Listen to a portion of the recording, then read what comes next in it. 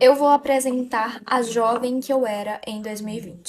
E essa aqui era eu em 2020. Nessa época, eu já postava alguns vídeos e alguns stories falando sobre política no meu perfil do Instagram.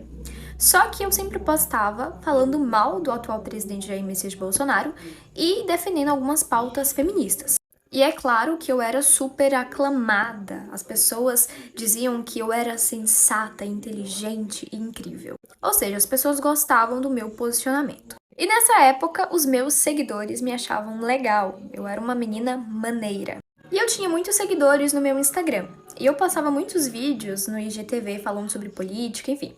E as pessoas compartilhavam, salvavam, comentavam, curtiam, enfim. Só que o problema é que nessa época eu não sabia absolutamente nada sobre política. Eu era apenas um papagaio repetindo aquilo que a mídia ninja, a página do feminismo e também Quebrando o Tabu falavam. Eu apenas imitava aquilo que eu ouvia na Globo e em outros canais que eram contra o atual presidente.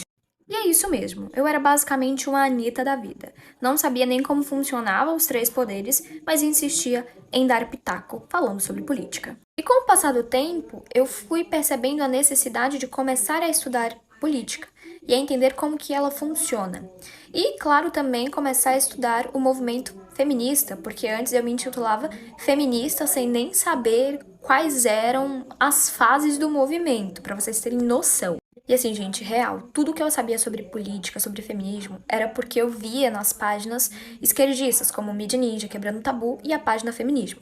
Mas foi somente quando eu comecei a estudar o comunismo, o capitalismo, a entender o que é o conservadorismo, o que é o liberalismo, a estudar a verdadeira história do movimento feminista, a ouvir falas completas e sem cortes e também sem edições do atual presidente Jair Messias Bolsonaro para conseguir compreender todo o contexto a qual ele estava se referindo.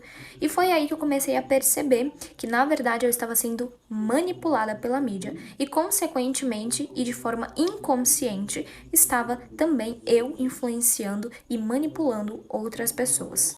E foi a partir desse momento que eu comecei a entender que, na verdade, tudo que eu defendia não passava de uma balela e de uma farsa e das grandes.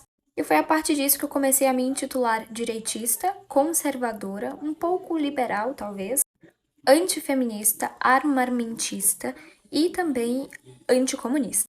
E depois disso eu tentei reverter o meu erro, alertando as pessoas sobre o perigo das ideologias e, claro, alertando também sobre como que a mídia é mentirosa e manipuladora e que nem tudo que elas falam sobre o Bolsonaro é verdade. Mas o pior é que foi tarde demais, as pessoas já estavam com a mente contaminada. E depois eu vi que eu tinha criado monstros.